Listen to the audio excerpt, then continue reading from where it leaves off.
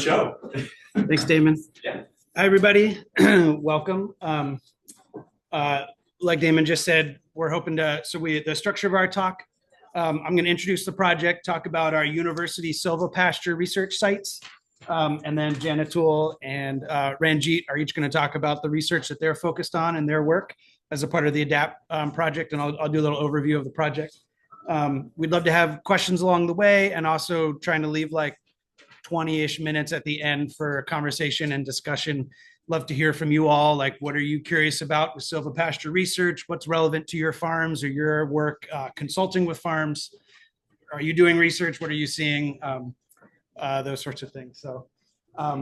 So the conference organizers asked us to talk about silvopasture research in New England.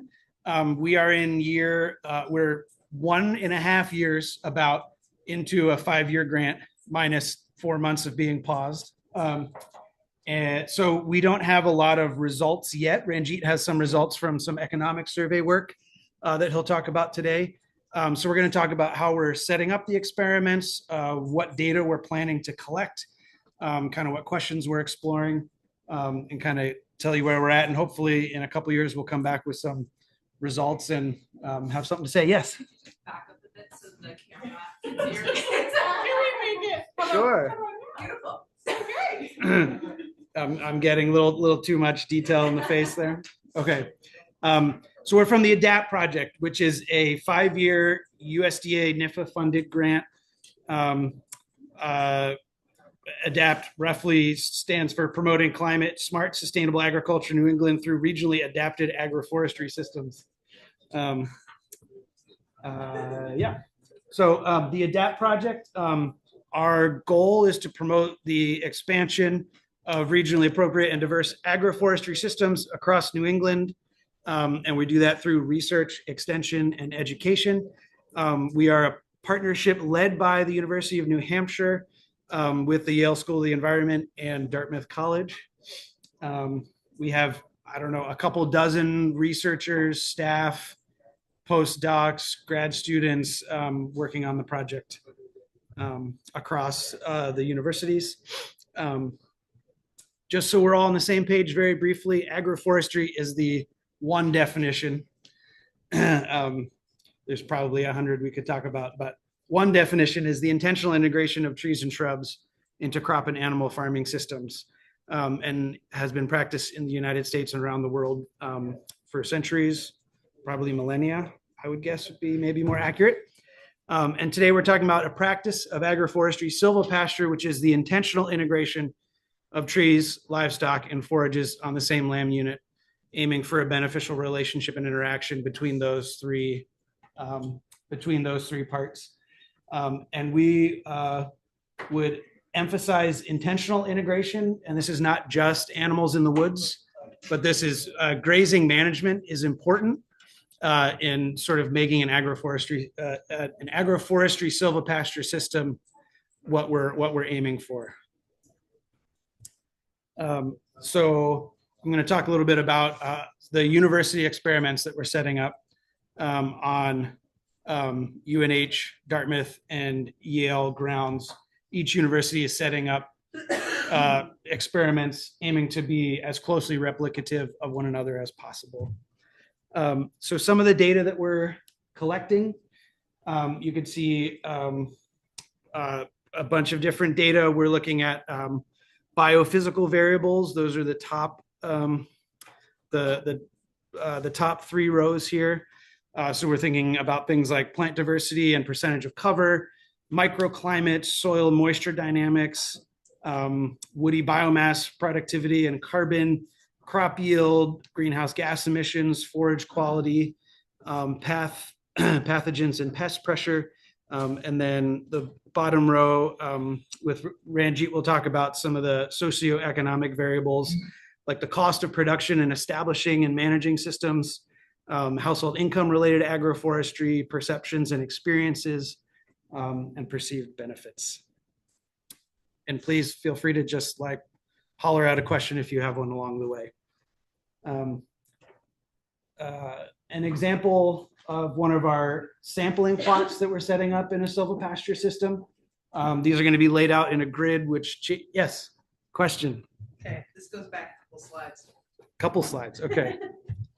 Agroforestry versus silvopasture. Yes. Shrubbery is the difference? Shrubbery is the difference. Because those two definitions you gave, the only thing that was different between silvopasture and agroforestry. Livestock is the specific indicator of difference. So there's woody plants in every agroforestry system, and then silvopasture would have livestock integrated in. And silvopasture would still count shrubbery as woody. Yes. Yeah, woody plants. Yes. Along those lines, there's a missing ecosystems, so to speak, in terms of all what we think of basically open grasslands and we think of forests. Yes. There's one in between, and that's what you're actually aiming for. Yes. With agroforestry. That's right. And it's savanna.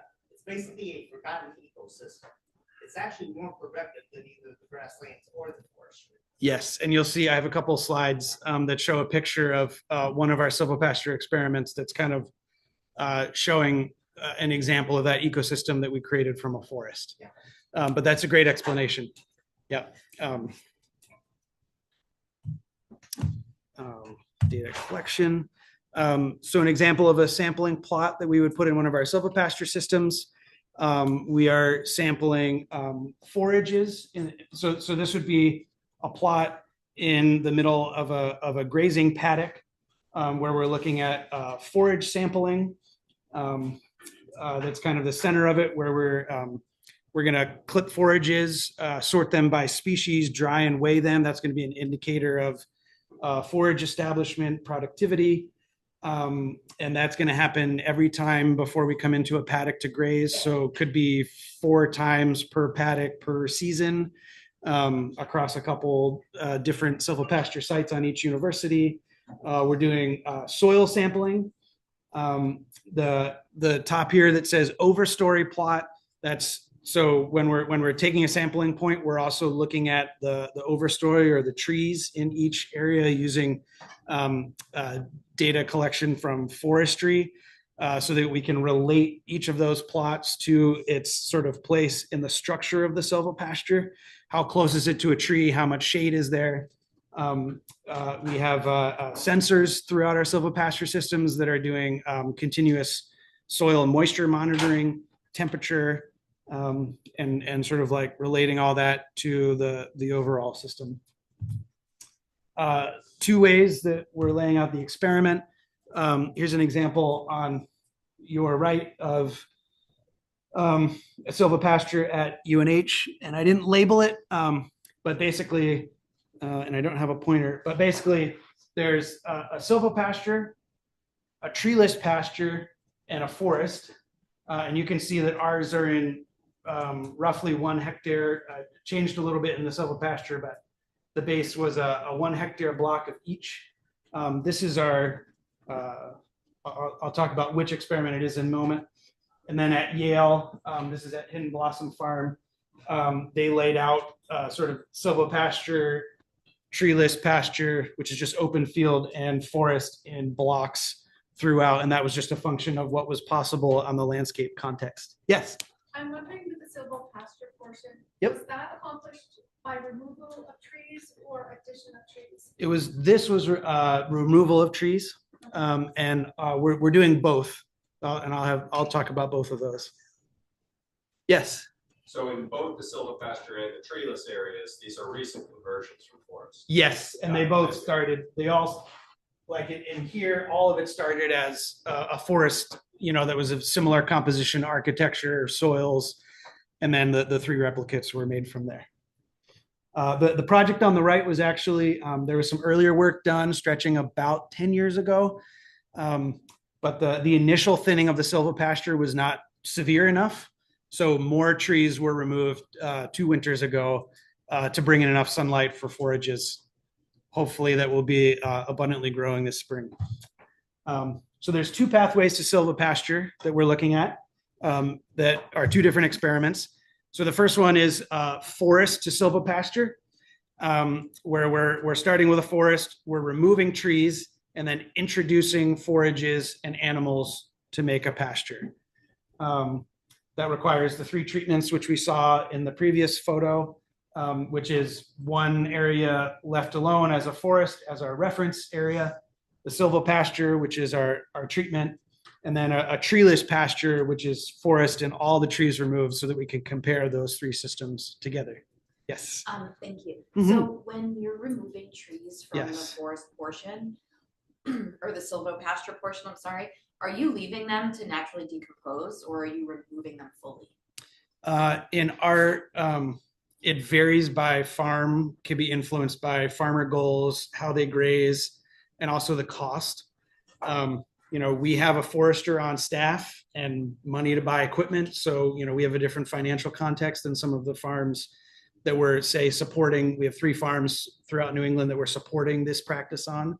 So they're making some different, in some of those cases, they're piling slash and leaving it and grazing around it while it decomposes. In our case, we removed the trees, piled slash along an edge, and then used a forestry mulcher to basically pulverize it into chips and then kind of distributed them into the woods a little bit. So we removed most of the residual, but there's quite a lot of slash that, so we thinned, removed as much slash as possible with the machine, and then forestry mulched through the area, both stumps and then residual slash. So there's quite a bit of woody, like biomass left in the system. But that's done differently. Forestry mulching is, more expensive. It's like an additional cost in the forestry prescription that doesn't always work in each system. Yes. In the silvopasture and the treeless pasture, what was the prevalence of woody resprouts? High. I'll talk a little bit about the ideal recipe for forest conversion that we screwed up at UNH. This is just, I need to keep moving. Yale added another one where they basically did what they called free thinning, where they took the forest, they thinned it as if it were going to the tree density of a silvopasture, and then don't introduce forages and animals so that they have a 4th sort of system to collect data in and use that as a reference. So the forest to silvopasture conversion, on the left here, this is post tree harvest, and that's with a rye cover crop in, so you can sort of see like the density that we were aiming for. You can see there's a lot of trees, fairly evenly spaced, but there's a lot of sunlight coming in, which is critical for healthy forage growth. And on the right-hand side, this is what it looked like in early fall, should have been late summer. But this is, so we thinned 2 winters ago, seeded down rye. And then this year, in 2025, we should have had forages established, ideally, if we were following our own prescription, but we didn't for a number of reasons. So we forestry mulched it again this fall, and then did forestry mulched it because there was a lot of woody resprout. If you don't get grazing in there and manage them, there's a large amount of it. And then we manured, we put down lime, we harrowed to get some soil scarification, and then put down seed. So the ideal recipe that we would have followed would be the forestry portion, the logging happening somewhere between winter and early or mid-summer in the forest. And the key that we've seen in the ones that we've helped, when I say we, it's mostly Joe Orefice, who's one of our lead researchers at Yale. Basically you can use the thinning operation to scarify the soil and prepare it for seed. So if you do that in the early midsummer, and hit it at just the right time, and then get it ready so that you can seed directly following that in August or September, then you get a strong pasture going in the fall, and then start grazing it the following spring. That's sort of the ideal. Or if you're doing the logging in the winter, you can also forestry mulch and use that as a way to knock resprout down and weed pressure, scarify the soil if you're hitting it low enough, and then seed and then start grazing the following spring. And Joe's seen a lot of success with this in particular because it allows your forages to get established with the lowest amount of weed pressure. And then in the spring, you kick it off and start with the best seed bed possible. Yes. Are you selecting just by spacing trees or specific preference for species and size and everything? All of the above. Yeah. We were selecting for timber, healthy trees, some seed trees at the right density. Yeah. Yep. Just curious, like for scarifying, what implement were you using for that? We used a disc harrow. I bought basically a heavy, crappy used disc harrow because we were pulling it over rocks and logs and uneven ground. One of our sites is using like a big mulcher that they're basically like pulverizing the top 4 inches of soil everywhere, trying to stay away from tree roots. In some cases, you can use the forestry mulcher to scarify. We were trying that, but the uneven ground in ours is like a smaller one that doesn't have the power of doing that. I'm just curious about sowing, like overseeding and putting animals in after you overseed, right? The seed down into the ground. Is that a consideration? It's a consideration, yeah, and we might use that on some of the farms depending on the timing and how the forage takes. We got our forages down a little late because our mulcher was down for a month, right when we needed it. So we might have to, if we don't have a lot of forages coming up this spring at UNH on the dairy farm, then we'll have to do overseed, maybe feeding bales, some different strategies for trying to get pasture going. Yep. Did you guys hire a forester to make a plan for you on which trees to leave and which to take, or who made that decision? It was made by the UNH has a forester who is on staff, manages all the university grounds, forest lands, and Steve Eisenhower, he made all those decisions and did the harvest himself. And on farms that we're supporting, we're hiring foresters to do this piece of it in consultation with the farmer, depending on how much they want to be involved. Yeah. Would a no-till drill work in that situation for seeding? I'm seeing Megan shaking her head, who I would have asked that question to. Yeah. Not really. Yeah. I mean, the harrow barely worked. Survives, yeah. It just would depend on how much of the, at Yale, they actually hired he had funds to like grind all the stumps down below the surface. We just did it with the forestry mulcher, which leaves like our fields are not conducive to equipment. And the dairy farmers will not use like their nice pasture equipment they'll drag around crappy stuff that I buy, but they won't use their nice equipment. Yeah, I'll go this way here. Yeah.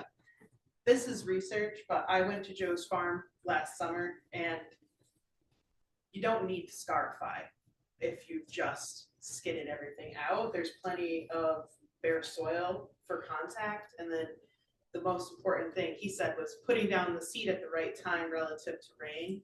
Yeah. So like August, getting your seed out there, and then you're gonna have, with the right species for your area, enough soil contact if it's recently been skidded that you have good germination and you can graze it the next season. So like this is important for research to say that you scarified and treat everything the same way, but from a farmer's perspective, Yeah, it's not necessary if you've just gotten in there and done work.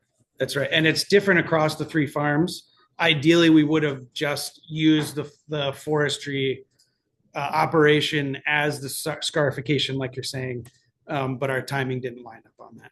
Yeah. So when you have that regrowth from the forest floor, Yep. talking about taking off down again, has anyone tried running goats and sheep on there instead? Definitely. Yeah. Did that work? It has worked in the right context. Yeah. We visited farms where they've done that.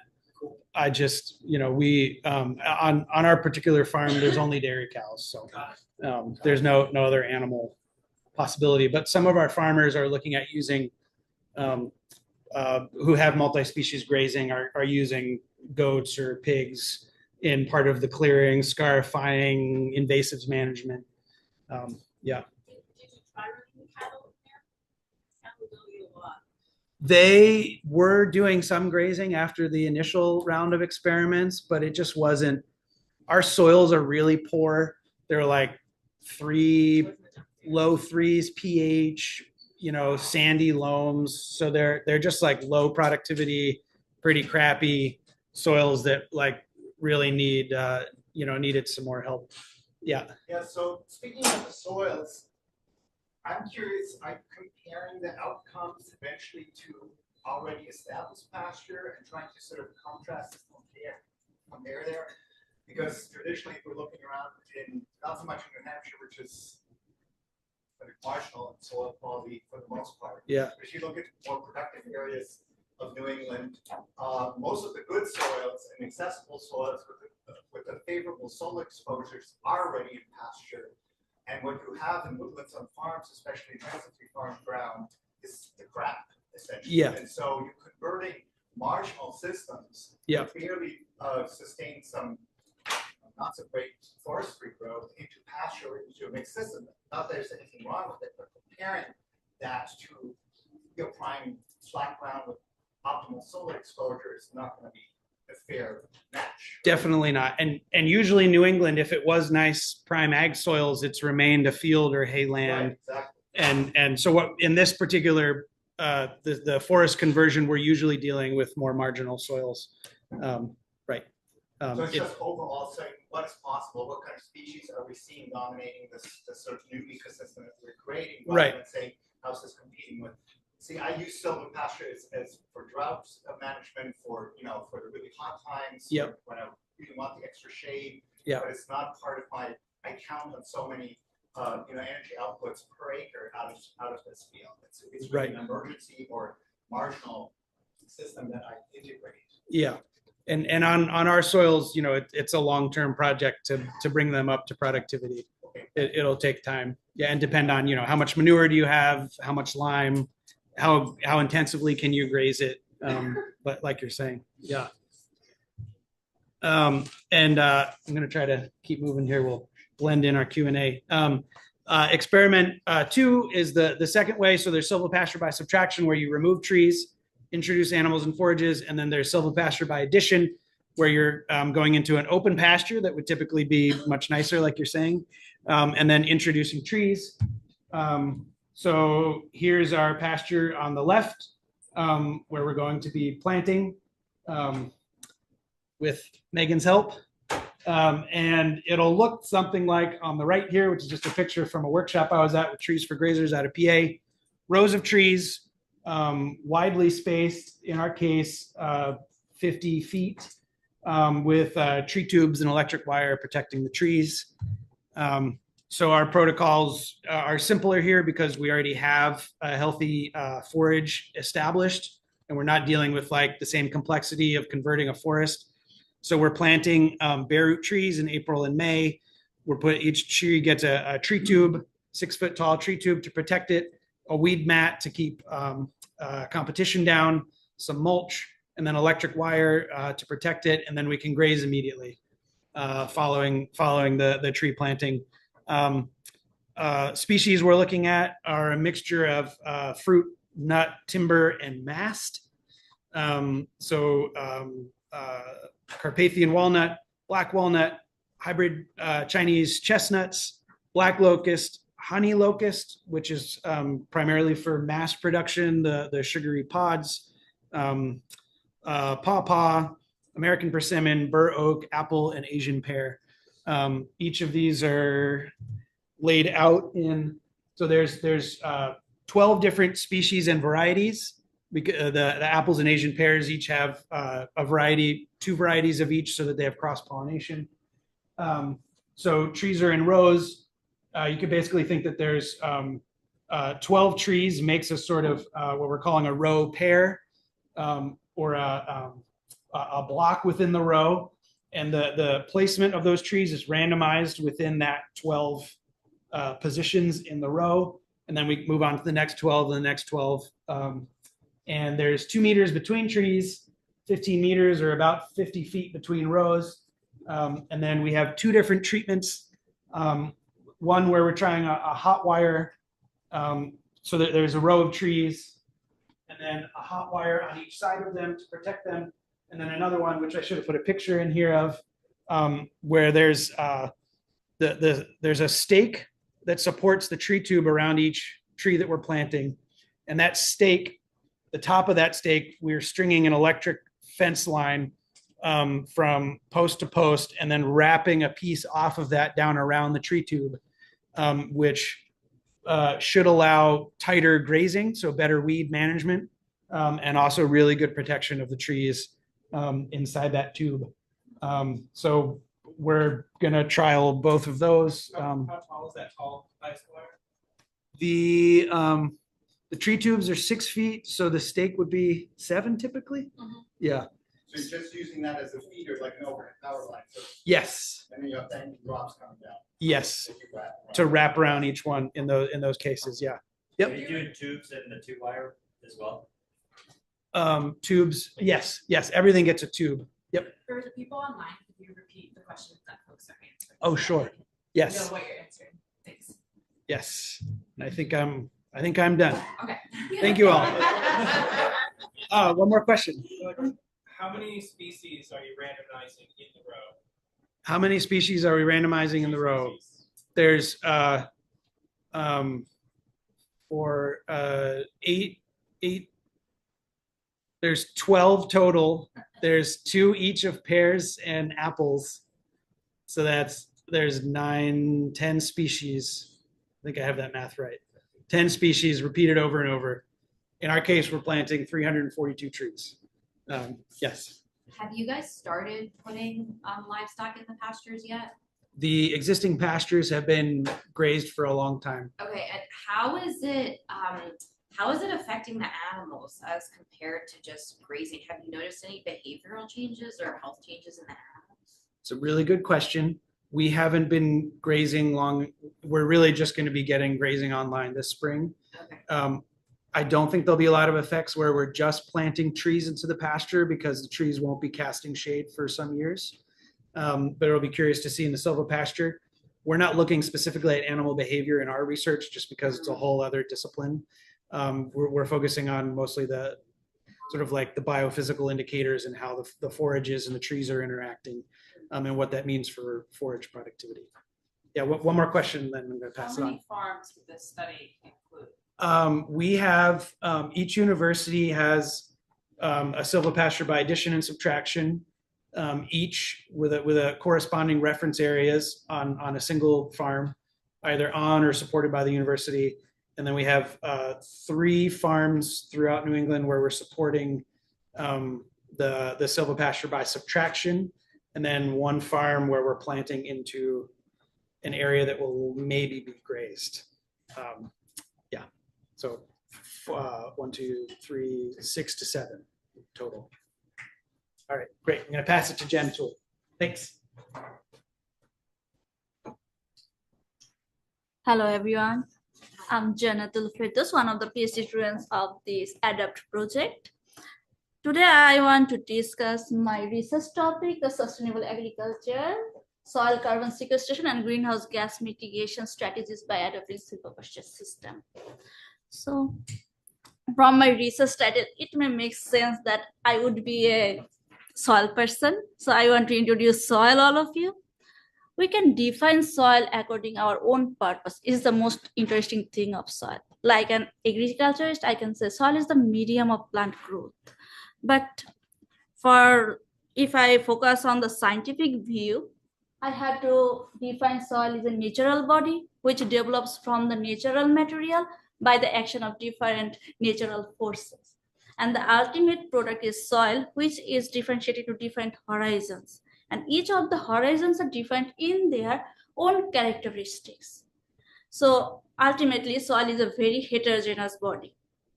Its characteristic changes within time and from one place to another place very rapidly. But when we apply something, it takes time to adapt. So starting soil is really important. And If we consider soil with a human body, it won't be wrong because when a man is healthy, he is more efficient. Just like a man, when a soil is healthy, it can provide us more fuel, fiber, and everything we want from this. So studying soil health is also another important thing. For studying soil health, we have to focus on 4 principal things. The first one, minimum disturbance. When we want to establish any agricultural practices on soil, we have to do the tillage. We cut trees and many disturbances happen on soil. It affects soil very badly. And the second one is maximize continuous living roots. Living roots is the most active portion in soil, where root tips secretes different types of chemicals in the soil, which provides push to the microbes present in the soil. So this system is very important for managing its function by living roots and maximize biodiversity. When a system is high with different types of biodiversity, it would be more resilient to adapt into different types of situations, either in saline condition, either in drought condition. When there are different types of biodiversity, this system will be more resilient and maximize soil cover. The upper layer portion of soil is much more fertile. So to conserve a soil from being eroded or washed out, we have to cover the soil. We can do it by applying the forages, the cover crops, many things. On mulches, cow dung, there are many sources of covering soil. As I mentioned earlier, the studying soil is really very important because soil provides numerous ecosystem services. And the most important thing, all the systems are interlinked. When one system disturbs, the another system start malfunctioning, such as water regulation, nutrient cycling, carbon storage, biodiversity. These things are interlinked because nutrient cycling, when nutrients starts moving from soil to the atmosphere and come back to the soil, this is the nutrient cycling. And when there is a water limitation in soil, the nutrient won't start its cycling. Ultimately, the microbes or the biodiversity present in soil, they won't get their own food for surviving. That's why all the systems are interlinked. And fortunately or unfortunately, due to our different types of activities, as a result, we are facing the global crisis of soil degradation. Soil degradation is very alarming for all of us because if the soil degradation continues, we won't get our required amount of food, fiber, and the other things required for our life. And thus, a degraded soil is the hotspot for greenhouse gas emissions. The greenhouse gases are those gases present in our atmosphere which are capable of trapping the heat which is coming from the sun rays, the long wave radiation, short wave radiation. There are many mechanisms inside the greenhouse gases activity. So when the greenhouse gas starts emitted, they contribute into the global warming, and our climate are changing rapidly. And there are different hazardous effects of soil degradations. And to study the soil health and reduce soil degradation, we have to look on soil parameters. The physical parameters, biological parameters, and the chemical parameters. And all the parameters have some criteria for indicating their health: the aggregation stability, water holding capacity for physical character, biological character indicates mostly the microbes or the animals present in soil, and chemical parameters depends on this activity of soil, which provides the soil fertility status. Mainly the fertility status is the continuous supply of nutrients to the plants from soil. If we look on all the parameters, so you can see one thing is common. This is soil organic matter. If we study soil organic matter for a soil system, we can get a general idea of this soil. Because if a soil is high with organic matter, definitely the soil is highly aggregated. If the soil is high with organic matter, it will provide more food for the animals or soil biology. And if the soil is high with organic matter, the soil is highly porous and the soil is highly negatively charged, which can absorb the positively charged cations present in soil and supply the cations such as calcium, magnesium. These cations can be supplied to the plants when they need. And organic matter is also the primary source of macronutrients such as nitrogen, phosphorus, sulfur, and other micronutrients also. And to study these parameters, agroforestry system is a good system, because in agroforestry system we will find large trees with large root systems, then cover crops with shallow root systems, animals. For the from animal, they emit also greenhouse gases, and they can also add organic matter to the soil through their manures. So agroforestry system is the best possible way for studying soil parameters, and ultimately to increase the soil organic matter, carbon sequestration is the best possible way. Carbon sequestration is the method in which the atmospheric carbon dioxide incorporated into soil. But we can't just take the carbon dioxide from the atmosphere to the soil. We need a medium. Here, the green plant leaves act as the medium. Where they have the stomata, they can use they can trap the carbon dioxide from atmosphere. They can use this carbon dioxide in photosynthesis, produce their biomass, and this biomass, when added into the soil, it produces soil organic matter. Ultimately, this organic matter increases our soil health. But soil not only increase the organic matter, it also emits some carbon dioxide through the respirations of the microbes present in soil. When soil absorbs more carbon, soil acts as soil carbon sink. And when it emits more carbon dioxide than the uptake, then the soil system is the carbon source.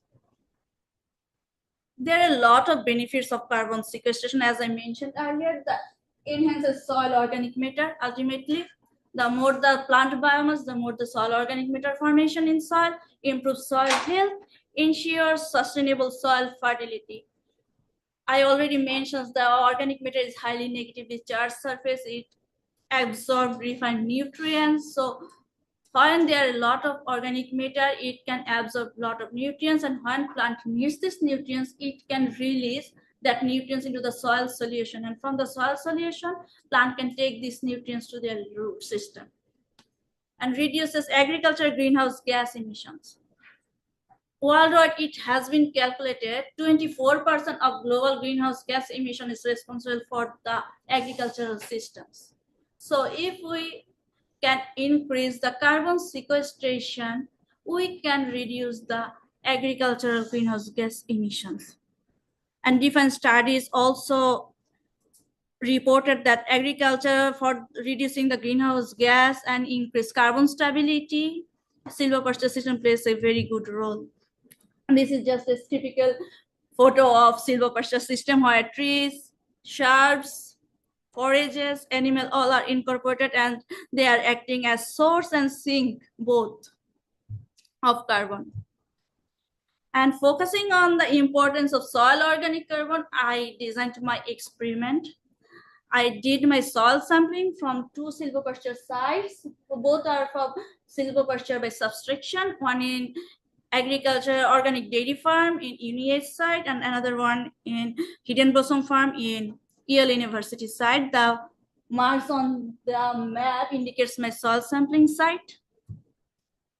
And I did sampling in this method where I developed a rectangle of 5 by 2, and I collected soil sample from on the arm of 5 meters, 2 meters apart from each other. As I planned to monitor the soil system change with time, I had to collect samples repeatedly with some time. So I decided to collect sample on the first year of establishment of the silvopasture site and the third year of soil system.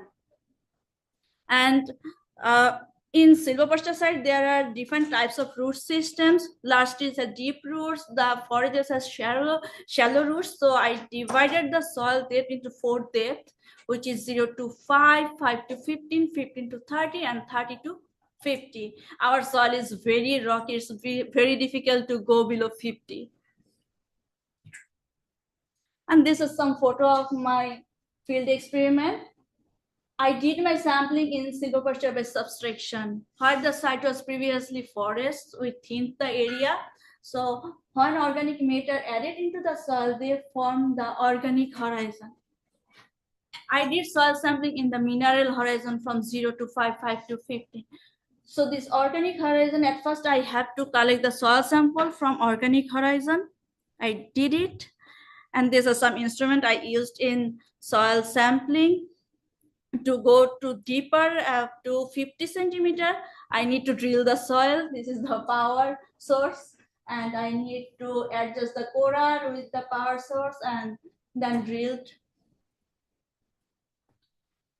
And each after time of collecting sample from every depth, I have to measure because I have the decided depth 0 to 5, but sometimes in field it extended to 0 to 7 or 0 to 4.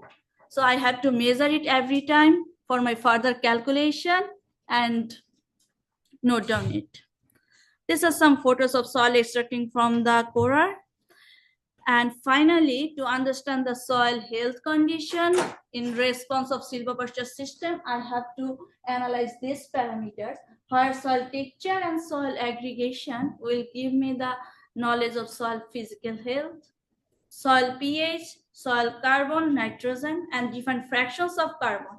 Soil is in different fraction in carbon, so I will analyze the total carbon and different fractions of carbon also. It will give me the chemicals parameter of soil in response to silvopasture system and the source of stable form of soil organic matter. It will give me the understanding of biological condition of this soil.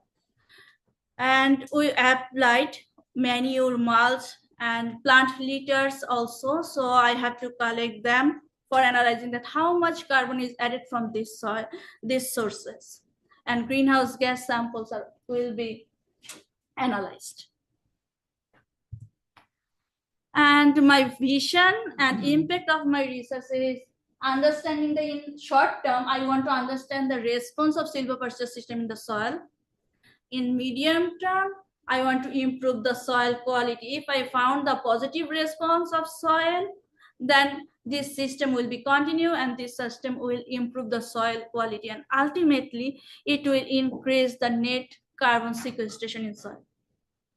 Thank you. Yes. Not to sound too harsh, but you guys haven't done anything yet other than logging operation, right? And Actually, so, just to be go into this a little deeper, I didn't see. Are you sampling the forest, the portion of the silvopasture system that's forest that is the control group as well? And are you taking into account natural decomposition processes there that also add carbon in the way a mulching system would? I mean, I'm expecting you see massive carbon loss the first 5 years before anything starts establishing roots and actually the forest system starts producing, more, first 2 feet layered carbon deposits, or even liquid carbon, or early formation of stable carbons.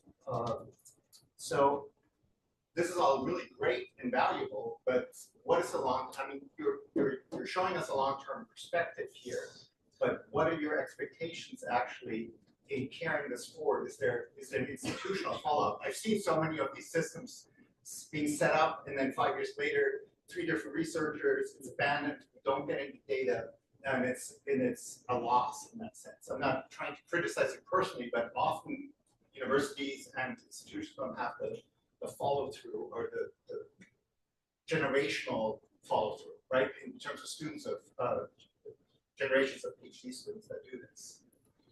Thank you. It's really a nice concern and questions.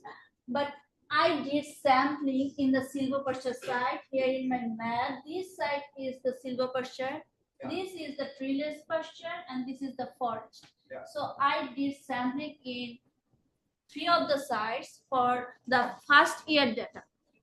That which is the condition of my soil right now. And after start grazing and establishing, I will do my soil sampling in the 3rd year. Or if it needs, I can also extend it to 4th or 5th year. As I'm a grad student, I have to finish my PhD also. So I have a timeline. Yeah, I can stay here for 40 or 30 years to monitor that how the soil is responding. So it is my timeline that I will do, and definitely if this system exists and to give us positive response, there someone will come to take my place and continue. One thing. I'll just briefly say, this is a 5-year grant. Who knows what funding is going to do? But our intention, the intention of the principal researchers is to establish a long-term research center for agroforestry at UNH, and to apply for. We're planning on applying for continued funding in year 4, and trying to continue the program. Depending on what grant funding does in the next couple of years. I'm just going to add something there. This UNH is not the only organization doing biophysical research. We now have the technology to measure ecosystem function using drone technology, and that's actually happening across the Northeast. And what is being studied here has been studied across the world. So there's like historical knowledge of and modeling of what's going to happen in these systems. But this is just a starting point. We need this starting point here in the Northeast because we don't have it. Yeah, I ran a CSP grant 5 years ago that did this for a 3-year project in Vermont with Butterworks Farm, Ben Nottman's place and my place, through the Dartmouth Soil Lab. And I'm very familiar how you set this up and what happens. And the problem is that it's really hinges on the institutional whole. I guess what I'm saying is that there is long-term funding that's now entering these systems. And that's great. Because we recognize that that was a challenge. Yeah. Amazing research. Thank you. Question, is one of the things that we can use as producers of livestock and whatnot, and basically looking at the biological interactions, so you're talking about shallow roots, deep roots, you're talking about microbial activity. Let me ask that, and you're talking specifically about soils. Are you familiar with the Haney soil test? And have you used that, and would that be something that we could actually use as producers to monitor our own soils if we do silvopasture along this lines? Specifically, the Haney soil test is what I'm asking about. Actually, Haney soil test you can do to understand how is the pH of your soil and the organic matter content. I don't think you can do the organic matter content in the field level, but this analysis won't give you the precision data. These are not accurate that you can completely depend on them for establishing one site. We also did our pre-treatment soil sampling, analyzed them for getting a general idea. You will get a general idea, not you can get take a concrete decisions based on this analysis. Does the process of making your silvopasture, is that calculation of amount of carbon that is going to be emitted as greenhouse gases in the process of creating it, is that considered as part of, I guess what I'm saying is, I don't know how you measure this, but if you release 100 parts of carbon in creating your silvopasture, how long until you've gotten that back? I don't know if it's answerable, but. Reminder, could you just repeat the question to the folks online? Sorry? Could you just repeat the questions for the folks online? Because they can't hear the audience. Actually, you asked that how long it will take to revive the system if we apply the silvopasture system. Okay, so if we look on the literature, soil takes a long time, mostly 30 to 40 years for adapting system. But we have to monitor the time lapse that within 5 years what happening, within 40 years what is happening. That's why we are just starting our experiment. Without getting any data, I can't give any conclusion of your questions because I have no idea that our system how will respond. So I have a question, and then I also have a little bit of response to something they've said. When I toured Joe's farm last summer, I asked the same carbon question of, oh, you're releasing a lot of carbon with this activity. And carbon is not the only consideration for farmers with climate change. In the Northeast, we're facing more excessive heat, and moving cattle into areas with shade is one of the ways we can adapt to the changing climate. With this system, I wonder, are you comparing the impacts of herbicide application on the different test plots as relative to carbon buildup over time? And what would your hypothesis be, the impact of herbicide application on biodiversity and soil carbon? Actually, my hypothesis here, I am only focusing on the management system because there will be also animal, they will add manure, and we are also applying mulch and manure into the system, that this organic source, how it is responding. I'm not looking on the herbicides or the liming effect. I'm not going into the chemical sources. I'm just looking on the organic source. Okay. Any questions? I'll just briefly add, so some sites have herbicide and some don't. The UNH site is our organic dairy farm, so there are no herbicides. Joe used some on his farm to control invasives.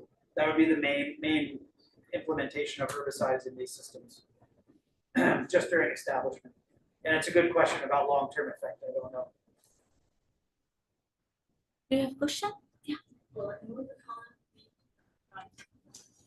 So the cooling to the cattle, of course, it's not just the shade, it's also the evapotranspiration or the transpiration of cooling of the transfer of infrared energy in the bones of the water vapor that the trees are releasing from, 300 stomata per square millimeter of undersurface of every leaf. There's all these individually environmentally sensitive stomata that are opening and closing, releasing water vapor. It's a huge climate regulation system. And so you're also losing that when you're, I transfer, I'm not against it at all, I'm transferring with it to Silvopasture. I'm doing more collarding, but it's similar, where you've got carbon losses, you've also got the transpirational losses.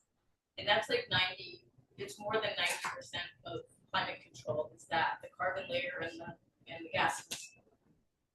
It's like the pot lid on the pot. You still got, if you still got a fire boiling it, it's still going to be hot even if you totally remove it. So, the bare surfaces that you showed, those are heating up.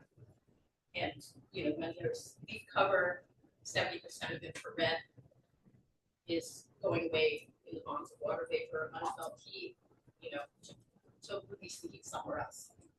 Often, high up in the brain. So they're exporting heat all the time. So your cattle are not just cooling, you're also, it's cooling the whole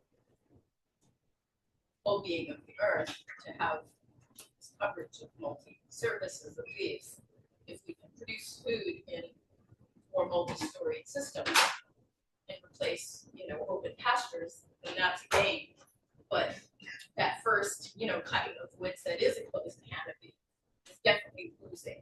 And we don't know how many years it's losing versus gain. Just wanted to say that it's not all about just the greenhouse gases. There's this huge 90% that's simply leaf controlled. Leaf surface. Yes. Thank you. Thank you. Yeah, direct input on that. I totally agree with what you're saying. And in addition to this, it will be really interesting to see how the soil sponge works in terms of water buffering for each of these systems, pasture versus forest. We've seen a lot of runoff in established forests in Vermont over the last 2 flood events in the last 10 years, which was surprising. And so to see how active does the soil sponge actually work in these systems is another factor that has a deep impact on the water cycle. Thank you, everyone. Now I want to call Dr. Ranjit Bawa for his presentation. Hello, everyone. So my name is Ranjit Bawa. I'm faculty at University of New Hampshire. And today I'll be talking about some of the socioeconomic / human dimensions of this research. And we'll kind of go over a series of, three kind of questions we're investigating. I'll start with the first one here.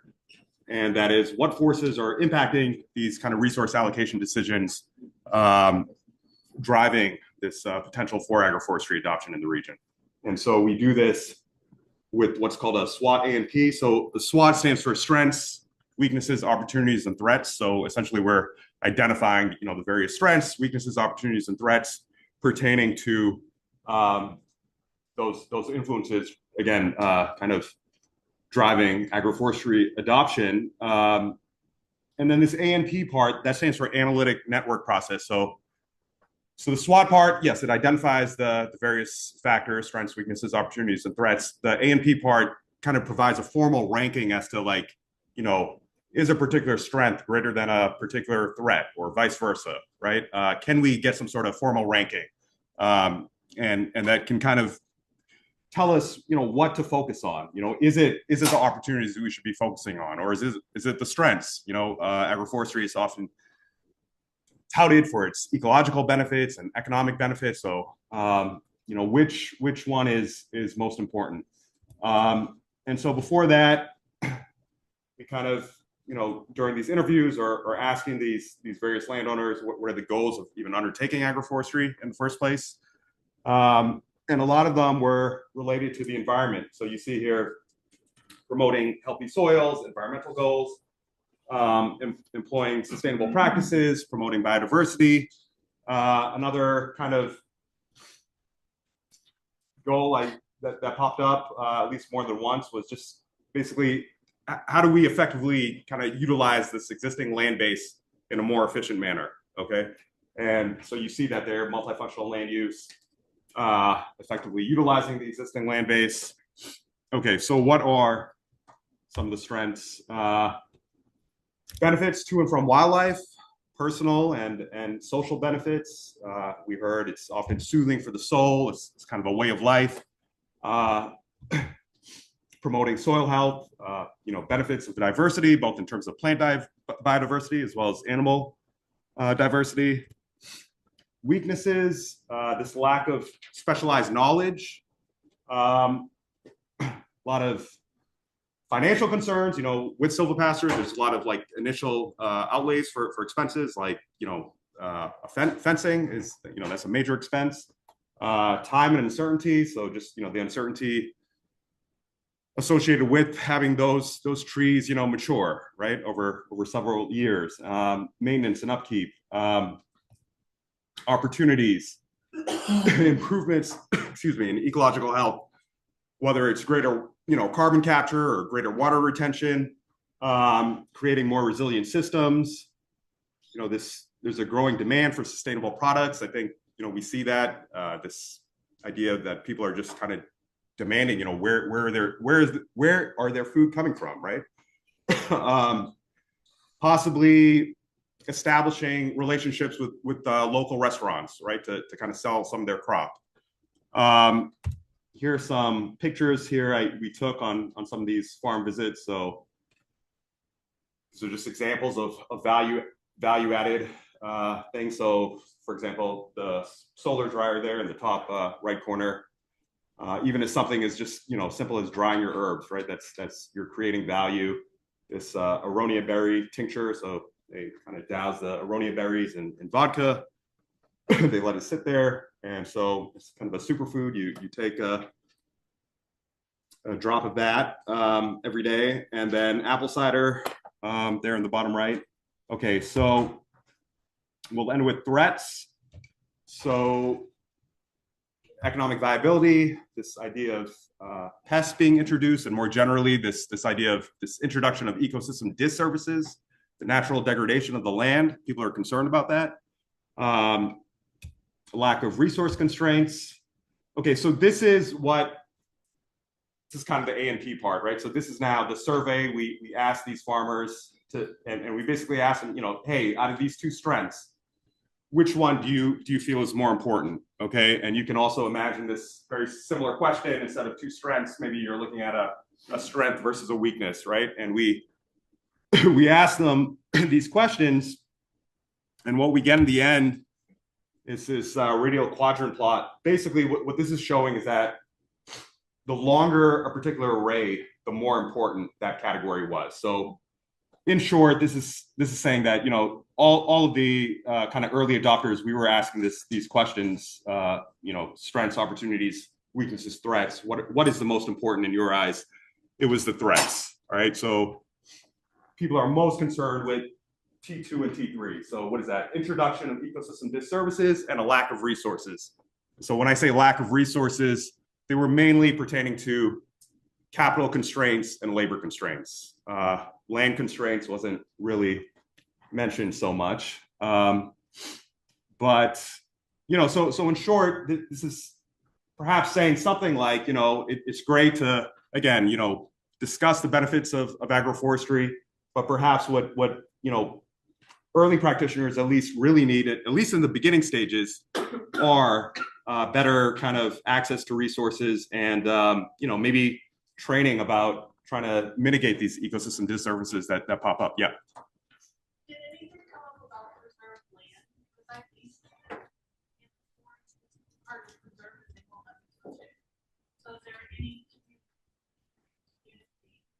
with the preserved program be able to try and do that? So the preserved land, can you ask that one more time? I'm sorry. Yeah. I just wondered if it came up as one of the problems is preserved land because Mhm. that is forest. Right. And I can't touch it. Right. No, that it didn't really come up. I can't. Yeah. I would. Yeah. Please. Oh, sorry. Can you give maybe one or two examples Sure. of a specific ecosystem disservice that there would be concerns about? Yes. So I think I can't be too specific about the actual pests, but basically pests. When you're maybe undertaking some sort of planting of new trees, right? And so there was definitely this concern that this just kind of this degradation of the land, at the beginning stages, and so the site adaptation, how long is that taking, and this idea again that it might not be so smooth in these first few years. So yeah. So like removing trees, essentially. Yes. Okay. Yes. Yep. Yep. Just a quick Yep. question. Can you Please. Interpret this for us again. Yes. I look at it, I think strength it's overwhelmingly positive to me. Yes. So the negative, you shouldn't pay too much attention to the negative signs. The way it is that if it's because it's all about we're asking them a series of questions, right? Choose this strength over this strength. Choose this weakness over this whatever strength maybe. Are they being consistent in their answers, right? And this is basically what this is measuring, right?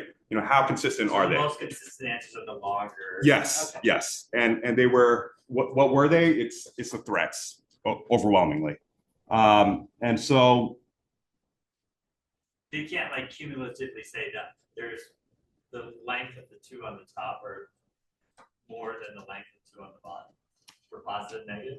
no. I'm using it wrong. Yes,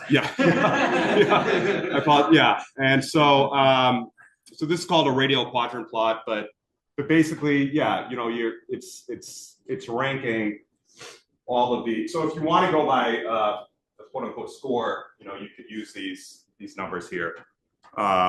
Okay, so that's kind of like the introduction, if you will. So we're just getting started. We want to know maybe what are the kind of driving factors influencing agroforestry adoption, and then we turn to the consumers and the producers. So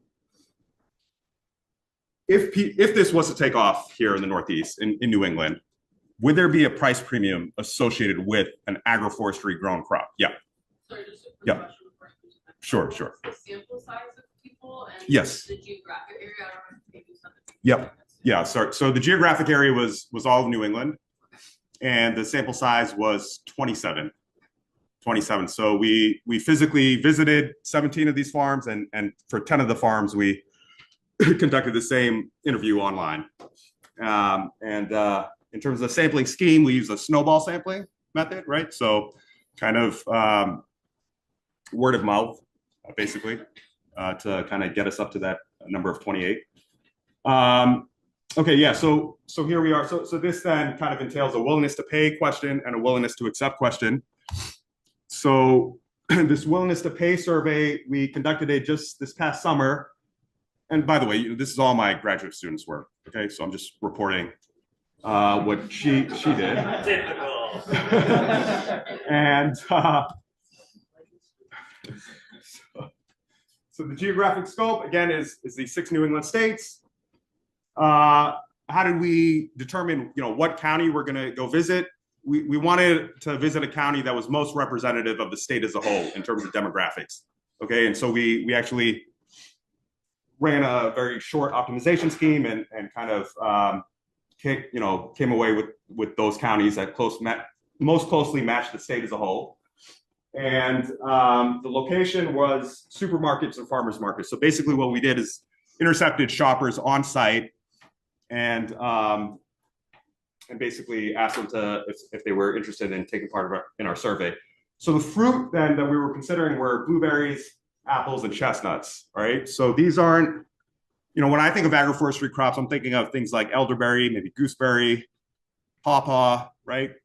I mean, this is intentional. We wanted to select very common fruit, okay, across New England.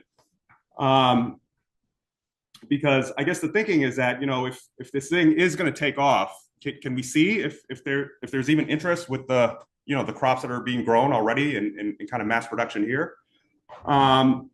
So the sample size for this was 575 individuals. Okay, and so this is basically what a participant was to see. They have 2 options here, option A or option B.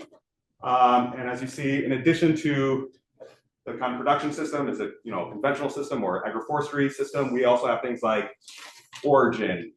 Is it organic, right? Because if somebody is saying, are you willing to, how much are you willing to pay for this quote unquote agroforestry crop?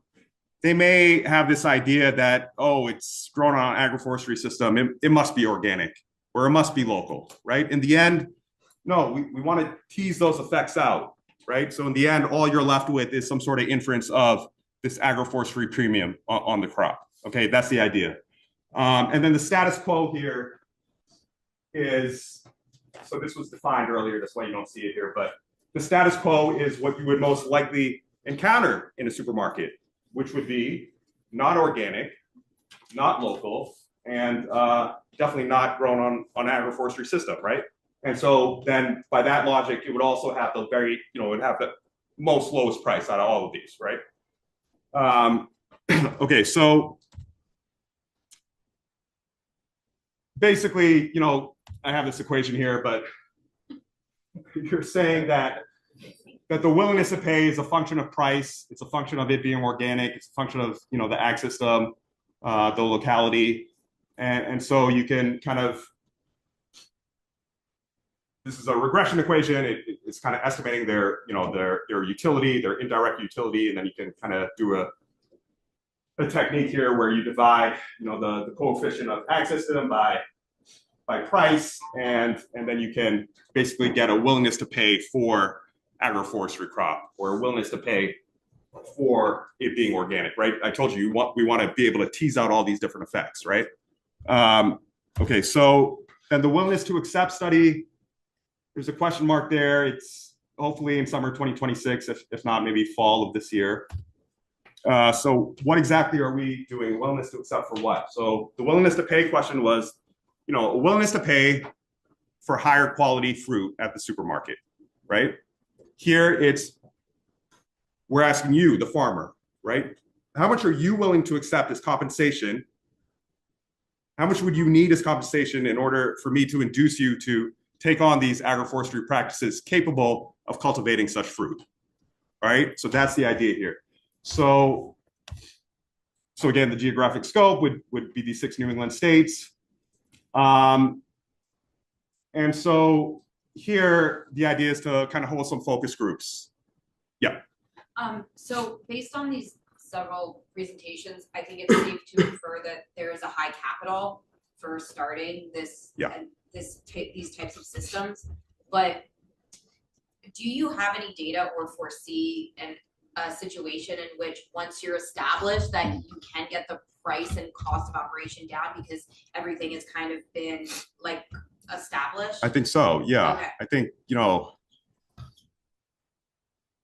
the thinking now is, at least from our interviews, like one of the things we kept on hearing was, you know, and this also would no doubt carry over to the cost side of things, like, you know, in terms of like, what are you doing? What works? Oh, it's very haphazard. We're still experimenting, you know, we'll see what works. Okay, so just quickly, then for these focus groups, who are we kind of recruiting? We're recruiting contacts met through our kind of own professional groups, conferences, including this one, if anyone's interested, the ADAPT project, yeah, as well as classes. Even some of the classes I teach, there are older students there that are actually, to my surprise, Silvopasture adopters, and I've met a few there.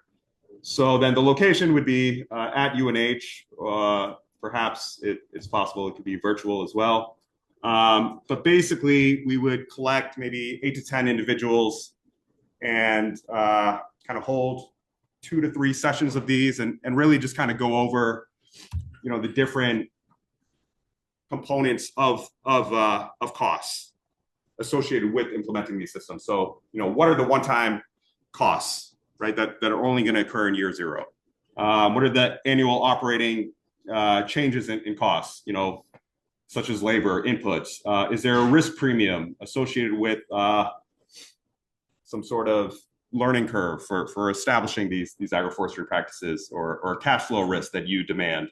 And so I think this needs a little more work in terms of what are the questions we actually want to ask. But I think it would be really cool to get this, because the idea is that, just quickly, then we could have a willingness to pay and a willingness to accept estimate. And then we could ask, you know, are they converging? Are they not converging? Why not? Yeah. Is any of this looking at how Silvopasture could save you money? Because I think, you know, like for our farm, you know, I don't know how much higher, I'm already pricing my product where I think it can price this higher. So, you know, if I take on a new project or expense, like, I don't think I'm adding $2 more to the price per pound for my chicken. Right. You know, like it's already as high as I think I can put it. So is there any research being done for how it could possibly save you money in the future? No, but with that said, this is still, at least this part of the research is still quite moldable. Yeah. And so, yeah. It seemed like a good idea to sort of tag on to that. Yeah. Point about willingness to accept study. Yeah. You only mentioned we're looking at financial. The reason I'm asking that is if we're looking at our farms as a whole system, something more diversified, maybe it's a way to, you know, layer enterprises, add an enterprise, or create a solution for one. Things come to mind like, okay, we want to stop the pigs from tearing up the pasture, maybe we can clear some land with them, let them do their pig thing out in the woods and create that.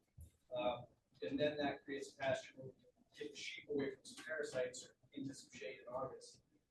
And another question is, we have 2 terms in use of this from agroforestry and silvopasture. And when I see pictures of agroforestry, there's pawpaws, tree nuts, and that sort of thing planted out in the pasture. And we see pictures of silvopasture, we're talking about dairy farm decided to clear a few pastures of woodlot, will create a shade pad.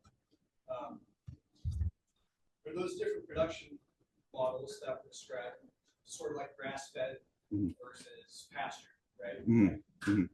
Thoughts on that stuff? Yeah, no, just I think what you're getting at is to, I mean, that's a level of granularity you want to make explicit in these, maybe these focus groups, right? I mean, Yeah. I would be really interested to introduce the concept of nutrient density into this discussion. When you're talking about what you're actually selling is nutrients. And so organic does not state that by a long stretch. You can test carrots from Mexico, organically grown, there's absolutely zero nutrients in there. Like the bricks is converging towards nil. And not just part of Mexico, other places too. So organic does not mean that you actually find nutrients. So are we actually arguing that there's an additional benefit for consumers other than helping the environmental systems, which we're still unclear because we don't have data on is this carbon and water cycle improving or not? Now, as a farmer, I see certain benefits for myself and my operation, but does the consumer actually get the benefits in terms of better nutrition or better fruit quality at the end? Out of that, that would justify spending more money. Yes. And so Dan Kittredge, who's also here, would have a lot to say about that. That's really hard to test that. Yeah, please. Yeah. So I agree with you. As soon as you have silvopasture, you have opportunity for canopy harvests because you have animals right there to draw things to, which is the most efficient way. And there's all these things that have not yet been fully explored that are in trees and shrubs that end up in product that end up being probably there's antioxidant, and tannins and the phenols and all these different things that are in this stuff have not been really tracked into the milk and into the meat. But I think that the nutrient density thing is being right on, and there's opportunities to explore that. I agree. And food is expensive. Healthcare is more expensive. People will pay a lot more. And it's a health benefit to be honest too. And also on the reserve land question, I wonder if it's limiting for just pruning, because when you prune, you're also letting sun in. So when I made silvopasture, I hardly had to cut a tree because I'm letting the sun in a different way. So it's a lot of awesome discussion here. I want to give you just a chance. I think you're almost to the end. A lot of really good research questions. So the Northeast Pasture Consortium, if you missed Jen this morning, there is an opportunity to submit these research ideas that you have down in the main ballroom. Look for a poster that gives you the opportunity to submit that. And the Northeast Pasture Consortium does compile a list and send it to researchers. So there are a lot of really good ideas. Some of them are closely related to this project. Others seem to be a little bit outside the scope of this project, but really good ideas. So if you've been inspired by that, please do go down and look for the poster that describes the way that you can submit those research questions, okay? But I think we're gonna pause on the questions, let you finish up, so we're not holding everyone from lunch, because we're right at noon. So, but thank you all for all of the questions. It's been really great. Okay, just a few more slides. And so this is more of an idea at this point, but so this idea of revealing the economic benefits of agroforestry. And so what am I talking about here? So often when we talk about agroforestry, we say the economic benefits, people might have this idea of, yeah, so what? Fine. Greater gains. Okay. But maybe, for example, an agroforestry regime, one of the maybe drawbacks about that is that, it doesn't provide a lot of yield, right? And so when I think about economic benefits of agroforestry systems, it's true, it's possible, yes, that the gains could be higher, but I think what's really more kind of interesting is that when times get really, really bad, agroforestry might be able to save us, right? And so it could, in other words, cut our losses, okay? Whether that's through, another kind of income stream, so that's contributing to, diversification from your revenue channels, or in terms of, really bad weather events. So for example, when a drought hits or when a late freeze hits, can we show econometrically using really, really big data sets, across space and across time that yes, after these big events like a drought or like a late freeze, those counties that have adopted agroforestry show a much less severe drop in net farm income than those that have not adopted agroforestry, right? And so that's basically the idea here. And so this map is just showing the agroforestry adoption rate by county. I think the biggest ones, counties, sorry, the largest state in the country in terms of agroforestry adoption rates is Vermont. But you see a few counties here in red. These are kind of outliers. Have really big adoption rates. Some of these counties could be a little misleading because this might be I've only 4 or 5 farms, for example, right? But that's the idea. Linking it to USDA practices. So in the case of Vermont, it's higher than riparian buffers. Okay, yeah, and yes, and so USDA, this is based off the Census of Ag data, right? So they're only kind of considering these 5 agroforestry types. But with that, thank you all.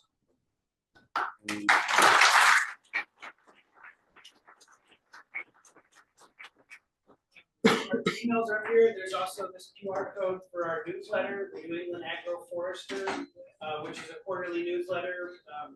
Get in touch with ideas, stay in touch with us that way.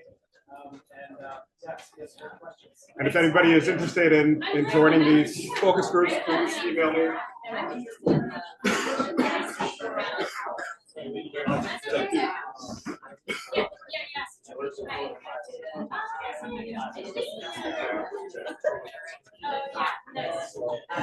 Well, where you headed?